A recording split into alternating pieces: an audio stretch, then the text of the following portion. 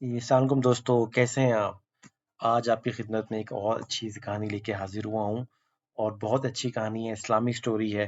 امید کرتا ہوں آپ کو آج کی یہ کہانی پسند آئے گی۔ تو پوری کہانی کو بچوں غور سے سنیے گا اور دھیان سے سنیے گا۔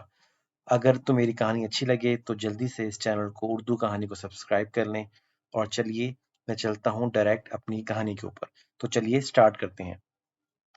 تو دوستو، ایسا ہے کہ کہا جاتا ہے کہ کسی علاقے میں قحط سالی پیدا ہو گئی۔ اس قحط سالی کی لپیٹ میں نہ صرف انسان بلکہ چرند پرند سب اس کا شکار ہو گئے۔ مویشی مالکان بے حد پریشان تھے۔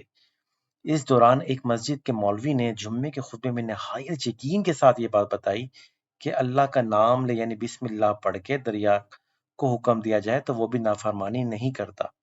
خطبہ سننے والوں میں سے ایک چرواہا بھی موجود تھا۔ مولوی کی یہ بات سن کے اس کے دل میں اتر گئی۔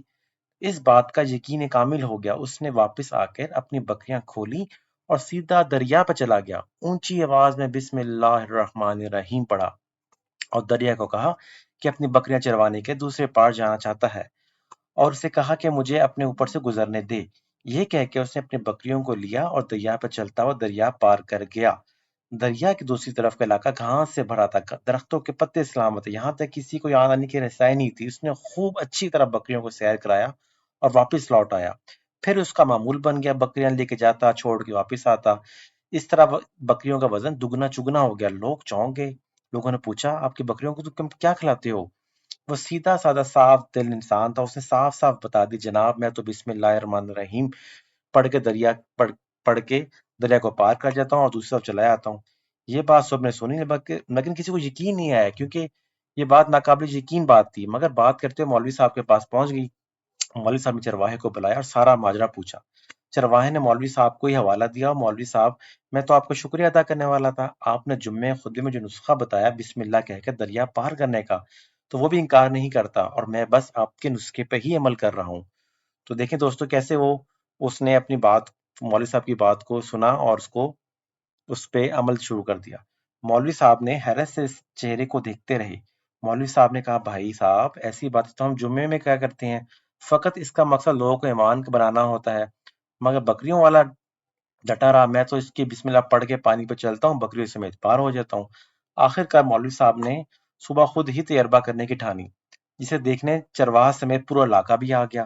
مجمع زیادہ تھا۔ مولوی صاحب نے ایک دو بار سوچا انکار کر دوں، کہیں ڈوب نہ جاؤں، مگر جو کہ مولوی صاحب بھی کندھے پہ اٹھا کے لائے تھے، لوگوں میں جوش و خروش تھا، نعرے لگا رہے تھے، اور مولوی صاحب کے حق میں تعریفیں بھی کرتے جا رہے تھے کہ آج تو مولوی صاحب یہ کام کر کے رہیں گے۔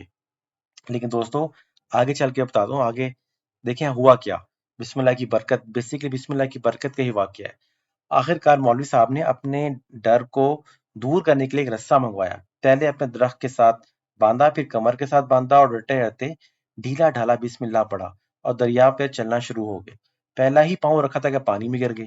مولوی صاحب نے ڈبکیاں لگانے لگے، پانی کا بہاؤ تیز ہو گیا، لوگوں نے کھینچ کے باہر نکال دیا۔ مولوی صاحب کی اس حرکت پہ چرواہے کو انتہائی پریشان کر دیا۔ مولوی صاحب کی بسم اللہ، یہ آپ کو کیا ہو گیا ہے؟ کیونکہ یہ تو اس کا روز کا معمول تھا۔